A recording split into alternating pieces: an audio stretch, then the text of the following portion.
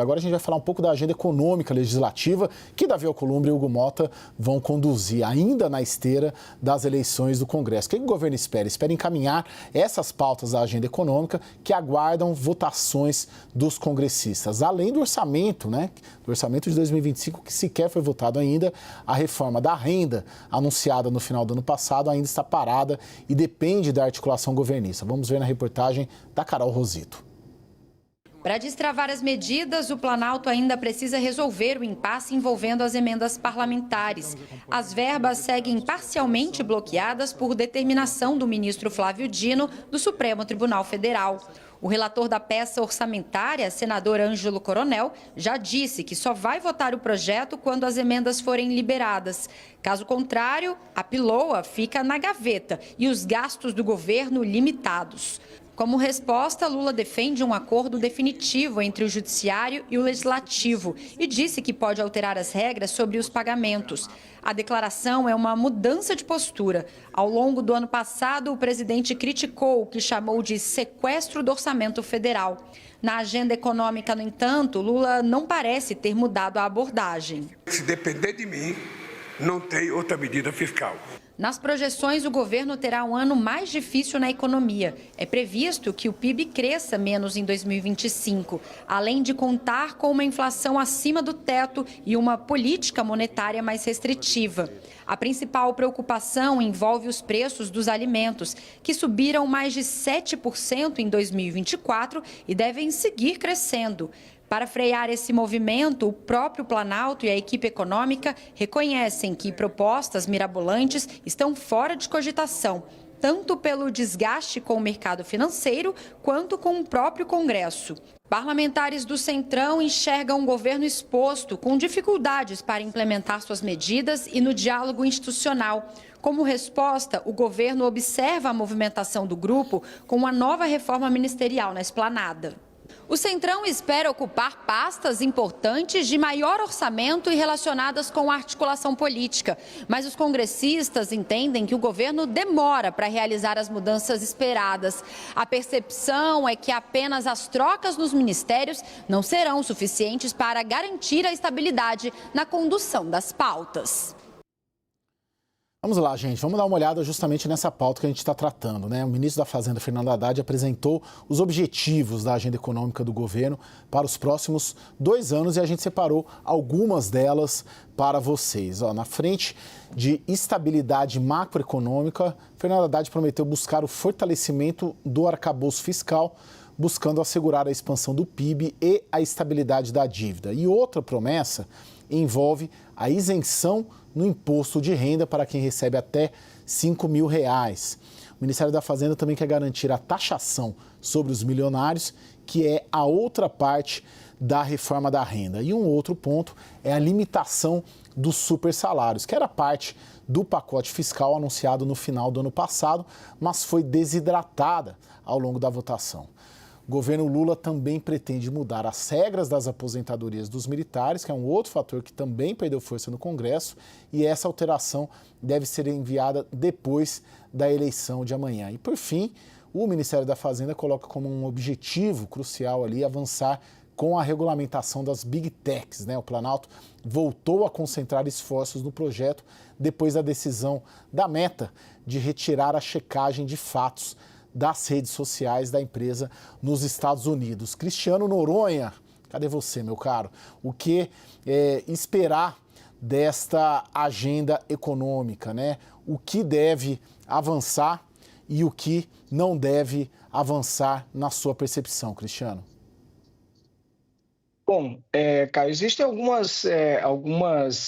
alguns temas vagos aí, né? Fortalecimento do arcabouço fiscal. O que é isso? Não tem ainda o que é que o governo vai propor em relação a isso. Eu diria que o fortalecimento do arcabouço fiscal, ele é um processo. Por exemplo, em abril de 2024, o governo encaminhou uma LDO revendo para baixo a meta fiscal, por exemplo, dos próximos anos. Isso é enfraquecimento do arcabouço fiscal. Esse ano, em abril, por isso, o mercado vai olhar com muita atenção se o governo vai mexer novamente nessa meta ou se vai deixar que foi definida lá pela LDO. Então, portanto, esse fortalecimento é um processo. O presidente Lula disse que não quer nenhuma medida fiscal, nenhum esforço fiscal adicional, mas e se for necessário, ele vai fazer. Daqui a pouco, em março, sai o relatório bimestral de receita e despesa. Se houver necessidade de fazer contingenciamento forte em momento de queda de popularidade, o governo vai fazer? Se não fizer, não é uma agenda de fortalecimento do arcabouço fiscal. Então, esse fortalecimento é um processo que vai acontecer ao longo do ano e que é justamente isso que está afetando as expectativas do mercado, as expectativas dos empresários, né? Essa questão da tributação do imposto de renda de pessoa física, o governo vai propor, eu não acho que o Congresso Nacional vai dizer não, porque é uma pauta popular e o Congresso também, 513 deputados vão concorrer à reeleição. A gente tem 2/3 do Senado também, é difícil que o Senado diga não, mas pode ser que o Congresso não concorde necessariamente com as medidas compensatórias e aí faça ajuste, né? Então, Caio, eu acho que o Congresso tem mostrado ao longo desses 2 primeiros anos aí de governo, de que tem sido parceiro do governo, aprovou arcabouço, aprovou as medidas de pacote e tal. Não entrega, não dá tudo exatamente como o governo quer, mas tem aprovado, lembrando que o pacote foi aprovado em tempo recorde aí de 1 semana, matérias complexas, como uma proposta de emenda à Constituição, por exemplo, né? Então, o governo tem que aproveitar essa janela de oportunidade, que vai mais ou menos, Caio, até novembro, tá? Para aprovar essas medidas. Depois, a gente vai ter uma DR entre os partidos da base e o governo para ver se essa aliança ainda é rentável, vamos dizer assim, do ponto de vista político para esses partidos. Se não for, aí o Congresso já começa a deixar a pauta do governo atual de lado, já começa a pensar no processo eleitoral. Ô, Thaís Herédia, o que é imprescindível aí dessa agenda na sua percepção para o Congresso, o novo comando do Congresso, colocar em pauta e tentar, de alguma maneira, melhorar aí as expectativas econômicas? Orçamento, viu, Caio? A votação do orçamento e a apresentação do próximo, né? Como lembrou o Cris aqui, já o governo vai ter que apresentar já a LDO de 2026. Até lá tem muita coisa para ser consertada ainda na lei orçamentária que está para ser votada. O governo vai precisar rever despesas e receitas da lei que está lá, até pelo pela inflação do ano passado, pelo crescimento do ano passado, que são parâmetros para reajustes e tudo mais. Então, a maior preocupação do mercado é com o orçamento e com medidas que podem enfraquecer e não fortalecer o arcabouço fiscal. Essa que é a grande preocupação. Mas a preocupação também é o seguinte, o que vai ser de iniciativa do próprio governo e o que vai ser de iniciativa do Congresso Nacional? Porque o próprio ministro Fernando Haddad costuma dizer, olha, se não tivessem devolvido as 2 medidas provisórias, a desoneração da folha de pagamento e aquela da compensação dos tributos, ele teria feito superávit no ano passado. Ora, a gente sabe, nós tratamos disso aqui, a forma como as MPs foram enviadas ao Congresso, meio querendo tratorar em questões que já tinham sido tratadas, foi a responsável, né? Foi a forma que foi responsável pela devolução. E o mérito já tinha sido discutido. Então, a preocupação é o quanto desse cenário todo, dessa relação que vocês estão tratando aqui do ponto de vista político, quanto isso que ambiente que isso vai criar para tratar das questões econômicas sem criar mais risco para a macroeconomia. Jussara, a gente sabe que tem um Congresso majoritariamente à direita, um governo, um executivo majoritariamente à esquerda e tem a oposição no meio disso tudo, né? Nessa questão específica de agenda econômica, a oposição, a gente sabe, é uma oposição à direita, uma oposição que defende reformas liberalizantes. Qual deve ser o papel dela, especificamente nessa pressão ali para esse novo comando do Congresso e na pressão até para o governo avançar com uma agenda que melhore as expectativas econômicas? Olha, Caio, a direita, né, a ala bolsonarista, né, o PL, basicamente, as lideranças já discutiram aqui que eles entenderam que para poder atuar, para desgastar o governo Lula, vão precisar focar nessas medidas econômicas e fazer ao máximo, mostrando ali, se puder, dificultar a vida do governo nesta área. Então, como você disse aqui, a gente acompanhou nos 2 primeiros anos do mandato do presidente Lula, essa oposição ainda muito focada nas pautas de costumes ou nessas pautas, por exemplo, como a defesa da anistia para os invasores da sede dos 3 poderes no dia 8 de janeiro. Agora, não que eles vão deixar isso totalmente de lado, mas eles vão dar mais luz, vão dar mais destaques às questões econômicas. Por exemplo, nas últimas semanas, a questão da inflação, o aumento do preço da comida, que o governo está ali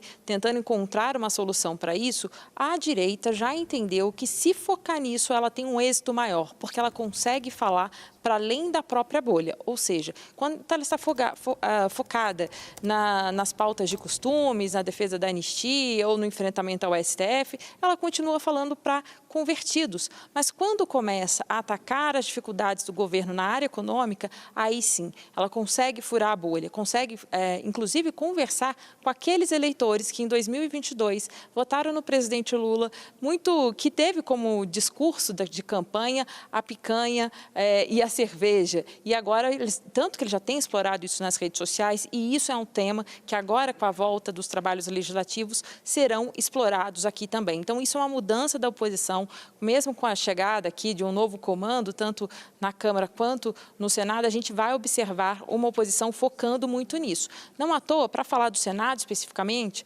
eles também devem focar ali em outros temas, que ainda falam, por exemplo, como segurança pública. Mas, na parte econômica, isso a gente, pelo que me contam, pelo que já adiantam, que eles entenderam que isso ali é a real dificuldade do governo Lula e é nisso que eles vão focar. Então, daqui para frente, a gente pode esperar um Congresso que não vai, claro, abandonar as suas pautas ideológicas, mas ver ali, pelo menos, aqueles articuladores da oposição muito focados em questionar, em poder atrapalhar e, inclusive, mostrar as reais dificuldades do governo em emplacar essas medidas econômicas e, claro, mais importante, fazendo essa relação, aproveitando essa pesquisa que foi divulgada nesta semana, mostrando que justamente a inflação tem pressionado e tem desgastado o presidente Lula em grupos que são super importantes para ele, que são tradicionais, o eleitorado de baixa renda, a população de baixa renda, e também já tem desgaste no Nordeste, com perda justamente ali da aprovação nessa região tão importante. Então, a oposição já focou nisso e é nisso que vai mirar, são as medidas econômicas para desgastar o governo. Ô, Júnia, e aí Hugo Mota e Davi Alcolumbre abraçam essa agenda econômica, na sua percepção? Ô, Caio, assim como o governo Lula já virou a chave esse ano para 2026, para a questão eleitoral, quer evitar desgastes na popularidade, colocou o marqueteiro da campanha de 2022 para ser o ministro da SECOM, da Secretaria de Comunicação Social, o Congresso também está com essa visão de que 2026 é logo ali. Então, o Congresso não quer enfrentar pautas desgastantes. O que é possível de avançar esse ano? Pautas que não incomodem tanto, como, por exemplo, a reforma do imposto de renda, que, no final das contas, não é uma reforma, é uma isenção para quem ganha até R$5 mil, que vai ter que ser compensada com alguma tributação. Essa tributação, se bem empacotada, como só vai pegar os milionários, o andar de cima, ela também pode ser capitalizada pelo Congresso como um ativo eleitoral. Então, é o tipo da matéria que o Congresso possivelmente terá um olhar mais de boa vontade para aprovar. Vale Gás, por exemplo, também, acho que é possível que o Congresso aprove, ainda que ajude o governo, que favoreça o governo, pode ser utilizado também por um parlamentar para ele mobilizar a sua base social no seu estado, no seu município. Agora, pautas mais desgastantes, super salários, previdência dos militares, aumento de impostos em geral, eu acho muito difícil que o Congresso tope, concordo perfeitamente com a nossa Thaís Herédia. O Congresso não vai topar essas pautas e não vejo também o governo com capacidade de insistir, de gastar capital político para que o Congresso aprove. Quando a gente olha ali aquela fala do presidente Lula, né, ele fala que, olha, se depender de mim não vai ter medida fiscal, e não vai ter mesmo. Não vai ter nem do lado do corte de gasto e nem do lado do aumento de arrecadação, né? Acho que o governo quer navegar um pouco mais tranquilo, quer uma pauta mais leve no Congresso esse ano, uma pauta que o ajude a turbinar a popularidade. E essas pautas de corte de gastos, de aumento de impostos, elas geram um desgaste político que o governo vai querer evitar. Ô Cristiano, em Minas Gerais, para amarrar esse blocão aqui que a gente fez, esses 2 blocos de eleição na mesa, na sua visão, a ascensão do Hugo Motta e o retorno do Davi Alcolumbre devem trazer mais estabilidade política ou instabilidade política em 2025 e 2026? Caio, depende, né? A gente viu essa relação do Congresso Nacional e o Executivo, ela tem sido marcada por altos e baixos, né? Então, a gente vai ver escalas aí, hora está ruim, hora melhora, hora está ruim, hora melhora. Então, o primeiro passo é o seguinte: reforma ministerial, tem que agradar. Depois, o Congresso também vai querer... Veja que a relação entre Executivo e Legislativo já começou meio tumultuada, Caio, porque a frente do agro e do empreendedorismo querem derrubar o veto do Lula de reforma tributária. É a questão lá dos fundos de investimentos imobiliários e o FIAG. O Lula brigou com o Zema e tal, já querem derrubar o veto dele lá da renegociação da dívida. O Congresso ainda está nervoso com essa história das emendas que não teve solução, está lá barrado. Então, um ano que já começa ruim, o Lula com popularidade. Então, o Congresso vai crescer a pressão sobre o governo, vai exigir o endereçamento dessas soluções. Isso pode demandar muito mais envolvimento do Lula com o Congresso Nacional do que a gente viu nos últimos 2 anos, porque ele vai ter que seduzir o pessoal também para aliviar um pouco essa pressão, evitar que o pessoal, diante de toda a dificuldade que ele está enfrentando de popularidade, continue próximo dele, continue apostando no projeto dele. Então é mais desafiador.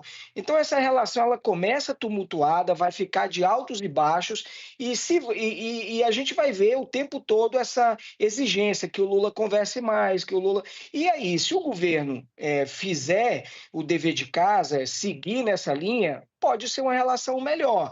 Se o governo não seguir, a relação vai piorar. Bom, Jussara, só para finalizar, na sua percepção, o papel do Supremo Tribunal Federal nisso tudo? O Congresso deve esperar um Supremo mantendo essa linha de confronto e de embate com as emendas? Lembrando que, além, vamos dizer, dessa saga do ministro Flávio Dino com as emendas, tem também agora a Operação Overclean, né, o caso do Rei do Lixo, que chegou em janeiro ao Supremo Tribunal Federal, tem como relator o ministro Cássio Nunes Marques, e é uma investigação que pega, em princípio, boa parte do União Brasil, que é justamente o partido do Davi Alcolumbre. E esse confronto Congresso-Supremo deve se intensificar, na sua visão? Olha, Caio, creio que sim, que segue ali nessa toada de confronto ao menos, né? Se vai se intensificar, a gente não sabe ainda, porque, por exemplo, a gente vê o Hugo Motta, que antes de fato ser eleito aqui, já está conversando com os ministros do Supremo Tribunal Federal, mas a Corte já indica que não vai recuar, que não vai ter recuo nesse sentido. No caso Flávio Dino, que é o relator do caso das emendas, ele, por exemplo, vai seguir nas cobranças ali por medidas de rastreabilidade e transparência das emendas. E aí, por que eu digo que vem confronto pela frente? Porque aqui no Congresso tem muita pressão para que não ceda absolutamente nada, que o Congresso continue tendo um controle considerável das emendas. E isso possivelmente deve aparecer nos próximos discursos, falas de Hugo Motta, ao menos, que é fazer a defesa da prerrogativa aqui do Congresso. Então, e lembrando que tem toda aquela pauta anti-STF. Imagino que não será ali tão tranquilo quanto alguns queiram, mas é isso que deve vir pela frente.